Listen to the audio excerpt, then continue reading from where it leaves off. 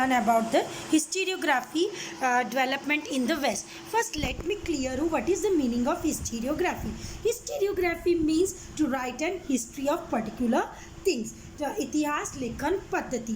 So what are the objectives of this? Summary of history from ancient to modern India means how it was in the ancient and how it is in the modern. So when we started from ancient and how we proceeded to the modern. Explain the tradition of historiography means tradition. What is the tradition in the previous year? How we were writing the history, and today in the modern era, what are the points are undertaken while writing the history. Understand that number of Western thinkers have contributed to the development of the discipline of historiography. Discipline to how to write an history, how to collect the information. When you are writing such a authentic book which is on history or which is on the past, collect all the information regarding to that. These are requirement. Discipline of historiography. Collect all the authentic information, then compile a book. Explain that history is a scientific discipline. Now, scientific discipline means it never shows the relation of humans with God. It always narrates the truth. It always narrates the truth. Now, see children here, what are the points we are going to learn? Tradition of historiography, modern historiography, development of scientific perspective in Europe and historiography, notable scholars, then historical research, writing and history. Now here, historical research. Writing and studies are carried out within objectives of understanding the chronology. Chronology, the things which are happened one after another. What happens first, second, and there should be a proper link, interconnected. They should be interconnected by one another. So proper interconnection should be there. Whatever events we are collecting, their interconnection should be there, and this is a continuous process, as you can see. Now children, here in the physical and natural sciences, the empirical method, suppose you are learning, mostly the students, you are learning the science and you carry out the quick researches. Suppose if I'll give example of litmus paper, how it changes into blue and red. So you carry out in the laboratory and get a quick observation, quick conclusion. But in history we cannot, and these methods allows, and whenever you are carry out the research, and this method allow you to formulate the law, some standard laws, means which allows you to make a standard law that remain true irrespective if the time passes or whatever it takes place, but that will remain true. That will remain true irrespective of the time and space, and these laws can be tested and proved repeatedly. You can do, suppose today I have done, I have carried out the research on the litmus paper that it turns into the blue to red, then tomorrow also they will carry out, because these are available now and then, every now frequently they are available. But apart from this, in historical research, it may not be possible to use the method of laboratory experiment. Why laboratory experiment? Because when we carry out the research on the events, these events and the people who belongs to that events are not there, and these events cannot be recreated. Suppose I want to recreate Harappan or Mohenjo-daro civilization in the laboratory, I cannot. In physical laboratory I cannot, because these are the part of declination, or you can say transition period. If I want to create the carry out the research on the Ramayana period, suppose we are watching the Ramayana, so Ramayana period, how the people were, can we? No, because these people are not there at present, so we cannot recreate these type of the things. In history, it is not possible to formulate laws that remain true irrespective of time and space. How we have seen in the science that whatever laws and whatever experiment you carry out in the in the science, they will remain true irrespective of time and space. But here we cannot say like that. When we start to write an history of a particular thing, of a particular era, of particular things, what are the things we have to taken into consideration? To begin, we need An expert who knows the languages and script of the historical documents in order to read it and understand its meaning. See, in ancient times, the language was different from us. Today, what language, what lettering style, what language we are learning, that language was different. So we need this type of the people when we get the such type of a script. Suppose ancient we get the seals, many things we are getting, Harappan seals and वगैरह. So their styles are different. So we need the expert to read it and to make us understand what is written over there and what are the meanings of that. The experts can examine the authenticity of the documents by using criteria such as lettering style. So how they are going to examine, how they will prove that the particular seals or particular diary or the particular inscription whatever we got, that is correct or not, that is true to the aspect or not. So they will examine the style of lettering, whether this style of lettering belongs to Gupta period, Mughal period or whatever Maurya period. We were having a different kingdoms in olden days.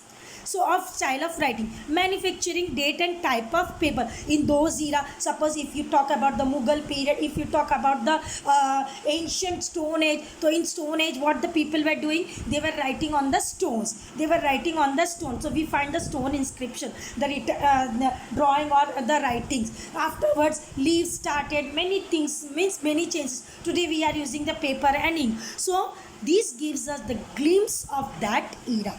So type of paper, stamps of authenticity, authority, etc. Suppose we found any stamps. So these stamps belongs to which period and the style of the letter belongs to which empire. So they carry out the research on that and we come to know.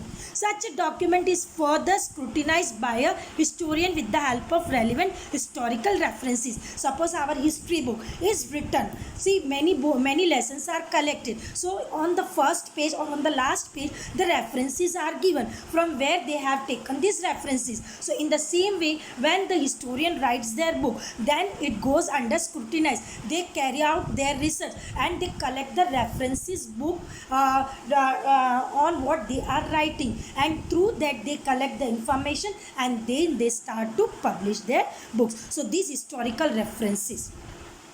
Next is historical research method, children. Examine, see first one, formulating hypothesis. First I will do the assumption or you can say the supposition.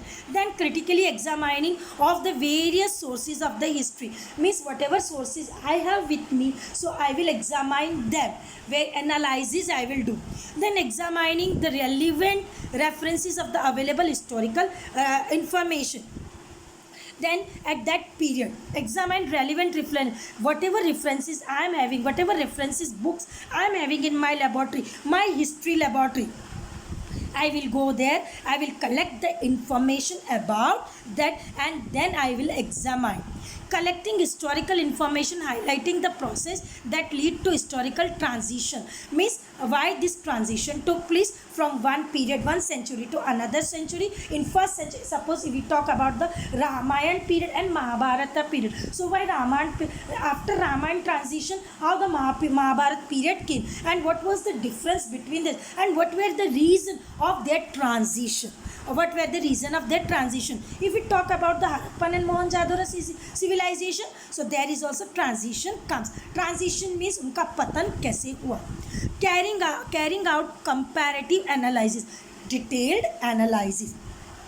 Understanding the references regarding time and space of the given historical events and also various conceptual framework used in history research method. See, reference book. Suppose I have taken any reference. So first I will understand references regarding whatever is given at that time. Whatever is of that time means of that time which I am writing the book. So I will collect all the information regarding that events and I will make some standard rules or some standard writing. Then I'll carry out the research and then I will write. Now I will give you one example about that. Suppose today we are facing one coronavirus problem. So these event will also included in the history and in the biology also, in the form of history. So first, agar suppose I have to cover this event, this event, and I want to write anything about this in a history. So first I will carry out the research. References books, I will go in the library, I will collect the references book, I will collect the information. Then full history, I will go that place, how it was, how it happened, and from which animals, and what were the precautions were taken by that time of the people, and how many people were died, and how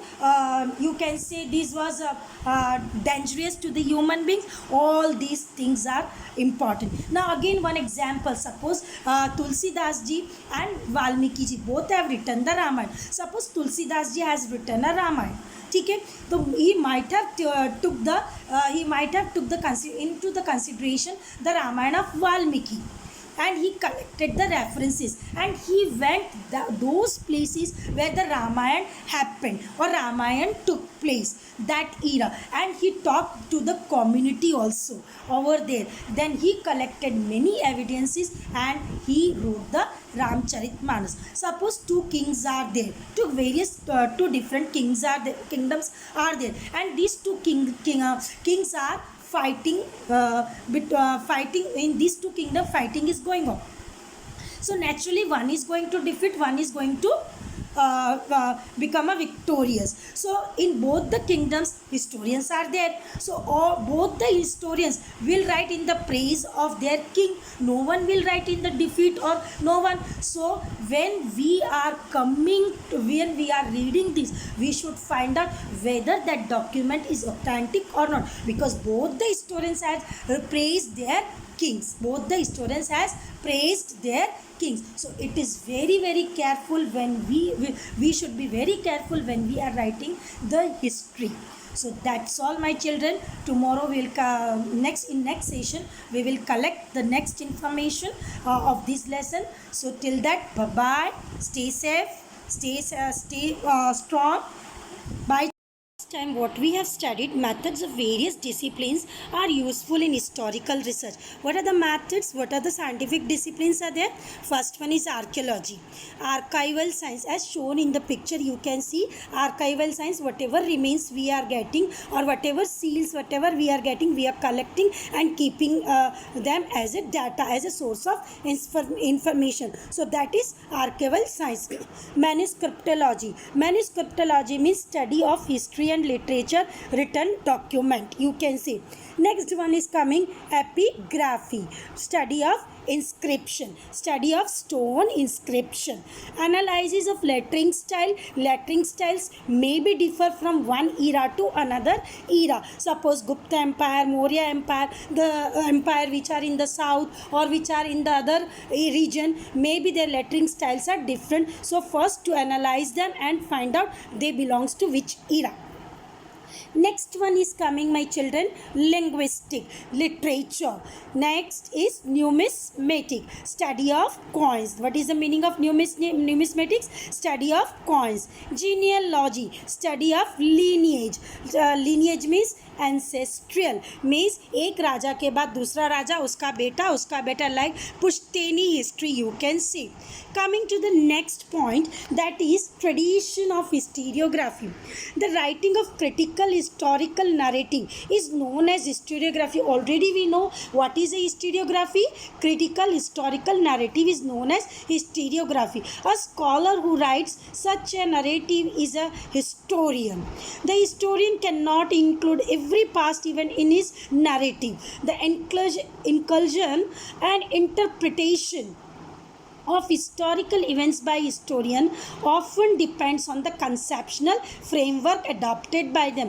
Whatever research they are carrying out, that event only they are going to organize in their narrations. Other than that, not, means they are use a standard method, scientific method. The tradition of writing historical narratives, that is historiography, was not prevalent in the ancient society of the prior to 18th century or before if we talk about the ancient civilization, they were not aware of writing. They were not aware of writing. So this writing of history were not prevalent in the ancient society.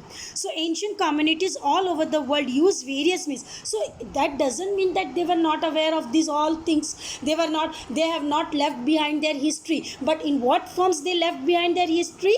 They left what type? That is cave painting, storytelling, singing songs and ballads, etc. for this purpose. And these help us to know their life. And with the help of this, we are collecting the information regarding the ancient people, and that becomes the sources of information.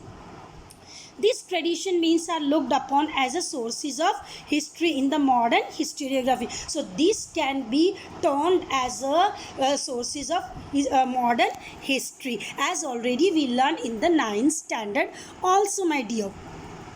Next is coming 1.2 according to your textbook, that is modern historiography. 4 main characteristics of the historiography as shown in the picture. So first method is scientific principle. Scientific principle, my dear, what is the meaning of scientific principle? Scientific approach, relevant, those who are having a base, proof. Without proof cannot be accepted in the history. Next one, these questions are anthropocentric. Anthropocentric, again I am saying, which consider human as a center. It means that these questions are about the deeds of the members of the ancient human societies of a particular period.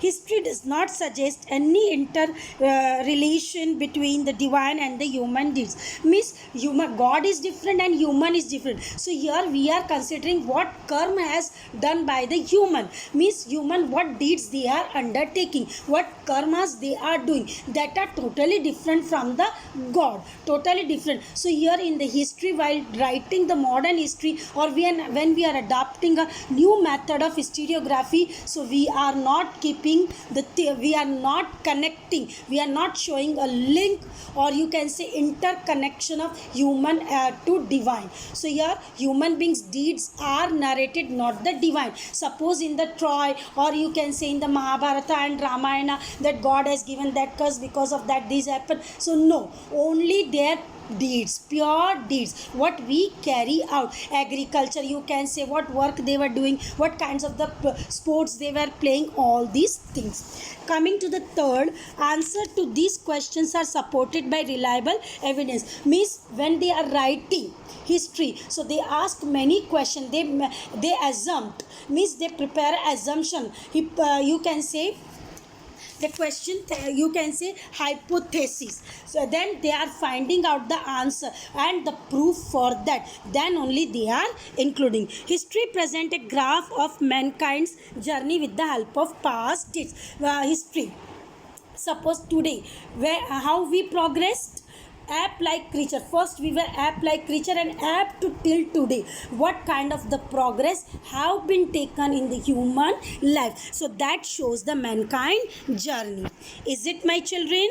Now next is coming, it is said that the modern historiography with above characteristic has its roots in ancient Greek historical writing. History is originally a Greek term. Herodotus, remember Herodotus, the Greek historian of the 5th century BCE, used it first for his book entitled Histories. So remember these things. Coming to the next point, that is development of scientific perspective in human and historiography. So what is till the 18th century? So Europe had achieved a remarkable progress in the field of philosophy and science. Means here philosophy and science means when before to 18th century, what kind of a history was written?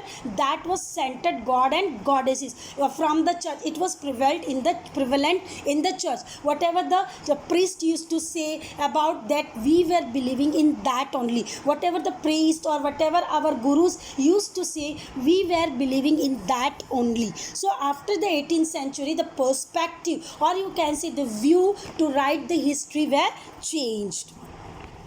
Then here Scholars by then had come to believe in the possibility of studying the social and historical truth by applying scientific method. So here they applied, they asked the questions whether the reasons is there or not and relevant or not there. So their approach to history was changed. They started to look upon the history as a you can say they were using a scientific method to write the history. Now the philosophical discussion focused more and more on the objectivity in the history and history. They started to questioning each other, and these discussion focus what should be the objective of historiography while writing a history.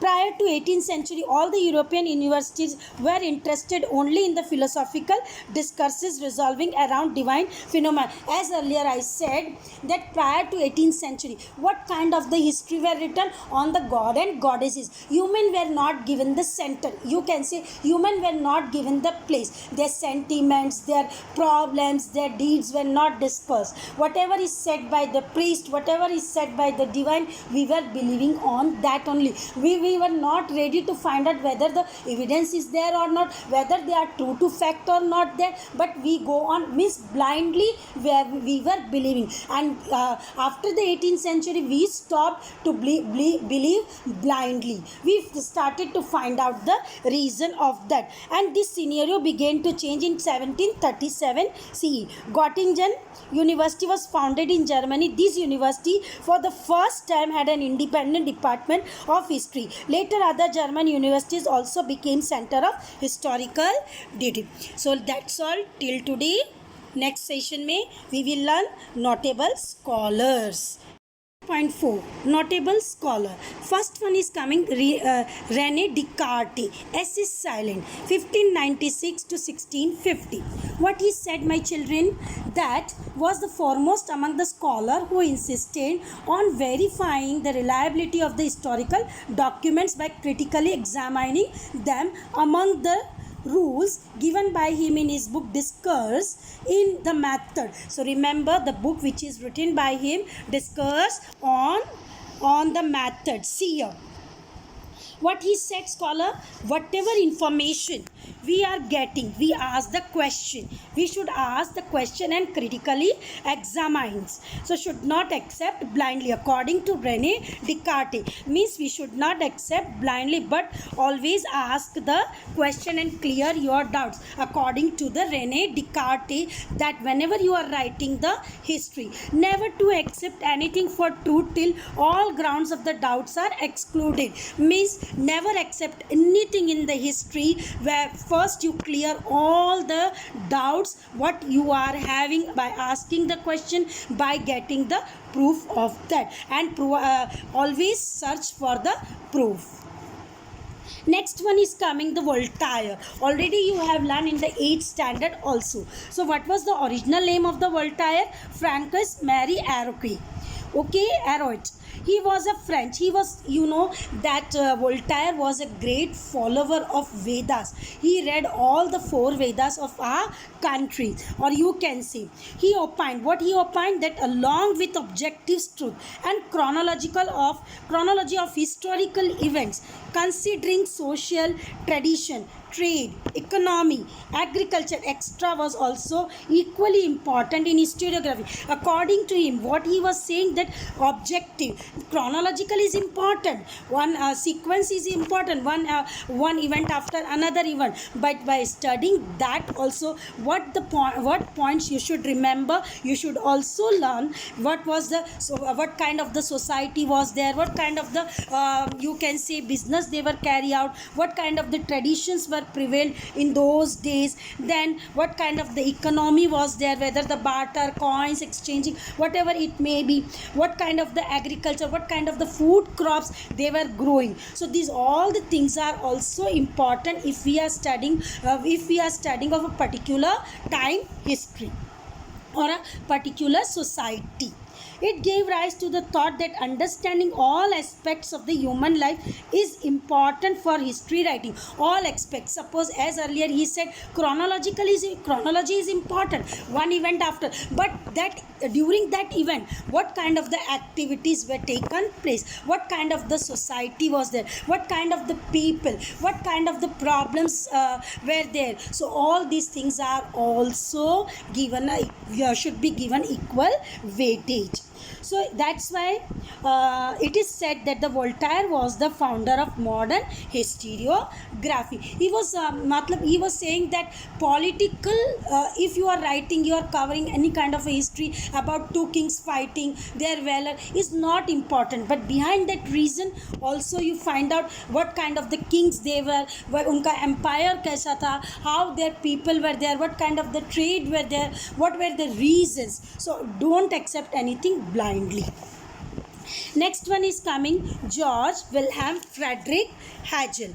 So what he says, that see, Hegel was a German philosopher. He insisted that the historical reality should be presented in a logical manner. Logical means you can say with the reasons or with a proof. To him, the timeline of historical events was indicative of progress. See, suppose today, from last year in history, what we have learned, from landline to today digital phone, or you can say the cell phone. How we progress. This timeline is also very important. This timeline indicates the progress bar of a human life. First, previously in ancient civilization, what we were not aware of the fire. Afterwards, as we progress time to time, new inventions we did. So these invention shows, or these new things which we made, or which we inculcate, or you can say we founded, or we carry out the experiment, and we made for our life. So that shows the human progress. He also thought that the presentation of history is bound to change over the time as new evidence would come forth. See, today I am writing the history of suppose anything, Shivaji Maharaj or whatever. If I give you example, see, today whatever evidence I have, and I am writing the history of that. Suppose it was said that Mohenjo-daro and Harappan civilization was the ancient civilization, but after writing this, we got the evidence that there was an ancient civilization on the bank of river Saraswati. So evidence, whatever history we are writing, it may change from time to time. New events are, new evidences are coming, and that evidence is giving the new shape to the history. So yeah, with the Hegel's philosophy, many scholars were convinced that historical methods were not of lesser quality, though they differed from scientific method. See, historical methods were not of lesser quality, though they different from scientific methods. Historical methods are different and science are different. Here he says, then the collection of his lectures and articles is published in the book entitled Encyclopedia of Philosophical Science. His book, Reason of in History, is well known. So always remember all these things. See, again I said that George William Friedrich, what he wants to say, whatever evidences we with the help of evidences today's history we are writing, it may change tomorrow, new evidences may come. So we cannot say that here historical method were not of lesser quality, though they differed from the scientific. As earlier when I started the lesson, I said that historical methods are different and cannot be carry out their experiment in a physical lab, and whether the scientific methods experiment can be carried out in a physical laboratory. So that's why he says that history may change after sometimes if we get new evidence, but it cannot remain constant. But scientific method may remain constant time to time, irrespective of time and space. So next slide. That here, it is good to know this. What according to the Hegel, he says that according to the Hegel, grasping the meaning of any event happens in the term of two direct opposites. Two opposites means if we are writing a history, we should consider positive and negative things. We should consider the positive and negative things. Don't study from one angle.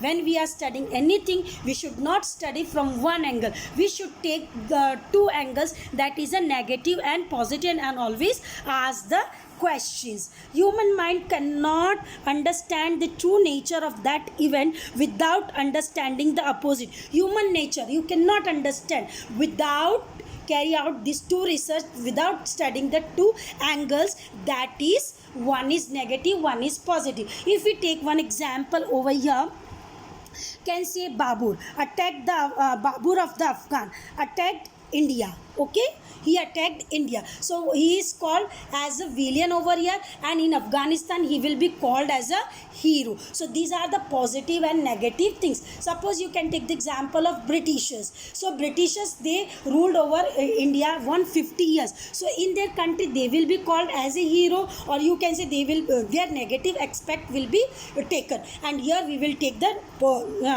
negative aspect. So history we cannot study with the one angle. We have to take into consideration, that is two angle, that is a negative and positive. For example, true, false, good, bad, etc. In order to understand the true nature of a thing, one needs to know both true and false. If you want to really understand the nature of particular things, so you consider both the natures, both the angles, that is positive or negative. Positive or negative, and ask the question always. These methods of analysis which is based on opposite is not dialects, dialogue. What is the meaning of dialects? Dialogues. When the dialogues carry out on positive and negative, this method is known as dialects. In this method a theory is proposed at the beginning, which is called thesis. Matlab after the dialogue, whatever theory we are taking, that is a thesis. Thesis means you can see what is assumption. On the base of assumption we are proposing the thesis. Then another theory is proposed which contrary to the thesis. Thesis means assumption, positive things, and opposite to the thesis, what do we call? Antithesis. After thorough logical discussion of the both, a new thesis is proposed which includes the gist of both thesis and antithesis, as shown in the picture. Thesis and antithesis together called synthesis, you can say, proposed, which includes the gist of both. This thesis and antithesis, this process of arriving at the new thesis is called antithesis. First is thesis, that is a positive. Antithesis means negative assumption. So both together, combined together, are called synthesis. So this is the definition given by the Hegel. Okay children, then coming to the next one, that is Leopold von Ranke. So historiography of 19th century was greatly influenced by the thoughts of Leopold van Ranke of Berlin University.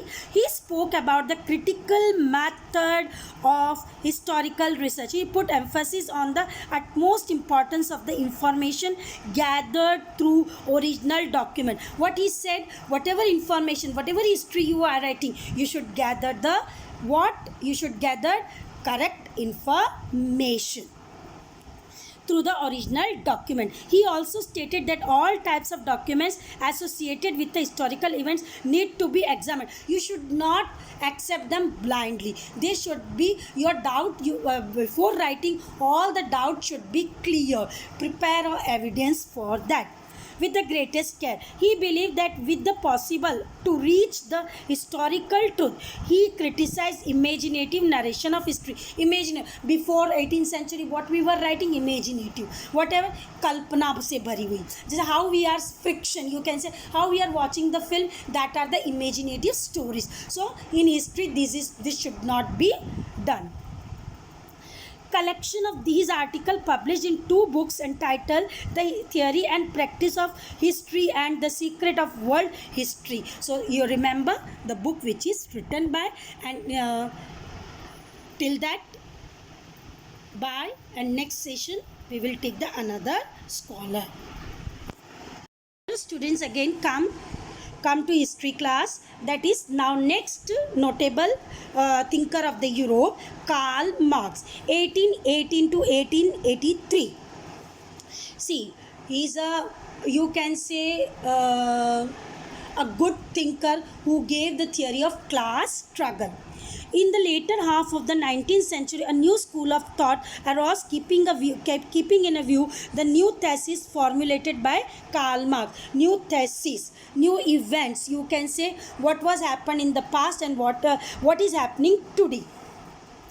According to Karl Marx, history was not about the abstract idea. What is the meaning of abstract idea? Whatever happened in the past, it is not necessary to include that, but we have to study the present situation of the society. Not, it is not abstract ideas, means not, you can say, don't include the events what happened in the past. It was about living people, means what is happening today, what kind of the problems they are facing, what kind of the class we are having in the society, how they are completing their fundamental needs.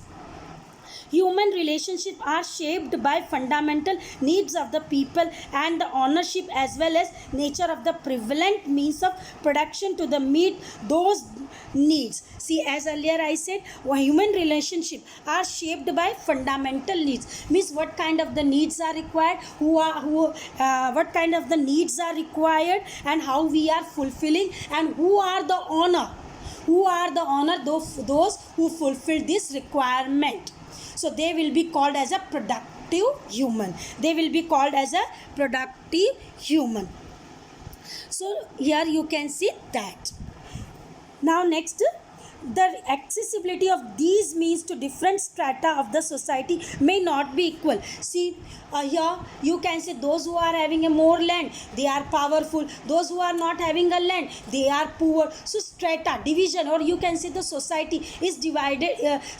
Each and every person in the society may not be equal. You cannot say that all the persons are using all the things in the society. Their fundamental means, some are using rich life, some are using very poor life, some are using very middle life. So this inequality causes, what this inequality causes? To division of the society into classes, leading to class struggle. See, according to the Karl Marx, he divided the class into two parts: haves and haves not. Two classes, haves and haves not. What is the meaning of haves? Rich people, those who are the owner, you can say the businessmen. Haves not are a poor. So this struggle between these two people, or the gap between these two people, always led a society into a struggle. Today also you can see our laborers are mostly, the laborers are suffering most because of this business class. They are not taking care of this, and this gap between this labor and the business class is not equal, and these shaped, or you can say that culminates into a class struggle. Today's situation can make you understand the situation which he wants to tell. Today also, because of corona, we are in that same situation, class struggle. Laborers are suffering more for their fundamental needs, and others are enjoying their rich life. So in the crisis also, this is very, very good aspect to study the human life. So he stated that theory. According to the Marx, human history is the history of class struggle. History of class struggle, as earlier I said, that here business person are more powerful and poor people are powerless. So the land is not equal distributed, or you can say whatever property is owned by any nation is not distributed equally. So this is the things. Das Kapital, a treatise written by him, is the most referred book all over the world. So this is the book written by the Karl Marx, and he reflected the life of the class struggle. That is the haves and haves not, my dear children. So next,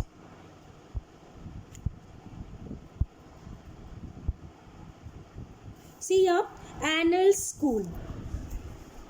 Annals School.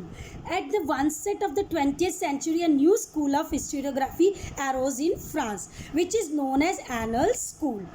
For what purpose, my children? एक नई विचारधारा का school चालू हुआ.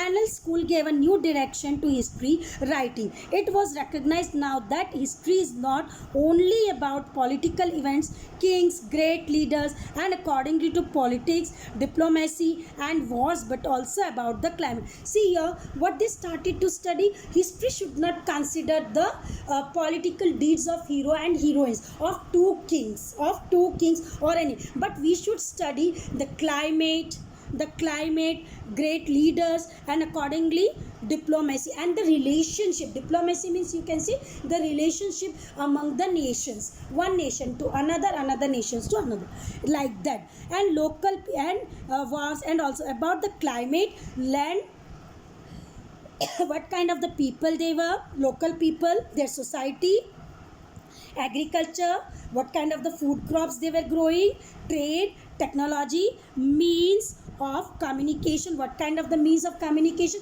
they were using, social division, a caste division, or you can say the 4 divisions, whatever we read in the history, and their collective psychology, and that psychology means their thinking, etc. in the historical times. The Annals School was started by French historian.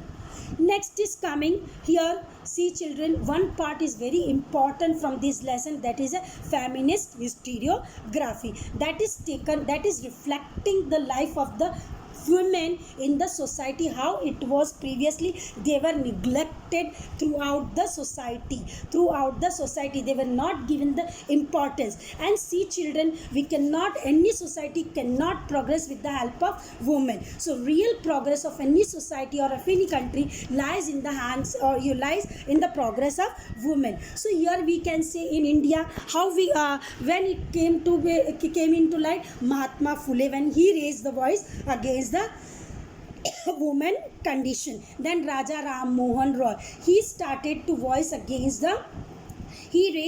against the Sati Pratha. You can say Savitri Bai Phule, who raised the voice against the women education. So the real progress of the society lies in the hands of the women. So here some reflection or some problems associated with the women are also reflected, and these also has given an important place in a history. Feminist historiography means the restructuring of the human history from the perspective of women. Women का view भी देखना चाहिए, what problems they are facing. The writings of Simone de Beauvoir help in establishing the fundamentals of feminism. So under her leadership, we started to write the historiography of the feminine. She was French. The feminist historiography emphasized not only on the inclusion of women in the history, but also on rethinking of the male-dominated perspective history. See, today also, if you see in our society, male-dominated, male-oriented society. So she reflected that how male are more powerful than the women. Women should also given a power to progress. They are also having a right. It drove historical research to focus on depth on various aspects of women's life, such as their employment, their role in trade union, institution working for their cause, their family life, etc. In the historical writing after 1990, women were portrayed as an independent social class. So after 90, when they raised the voice against the women's atrocities, whatever problems they were facing, they should also be given a equal weightage in the society. Then this you can say the scenario of the women started to change. Next is Michel Foucault. Last one is Michel Foucault, the French historian of the 20th century. Michel Foucault brought forth a new concept of historiography. What he said in his book Archaeology of Knowledge, remember, argued that the prevailing practice of arranging historical events in a chronological order is not right. Means he was against the chronological order, one after another, whatever we were compiling. He drew attention to the fact that archaeology does not strive, you can say archaeology, past coins, how their life was there. This is also, that does not describe reach the ultimate historical truth, but attempts to explain various transition in the past.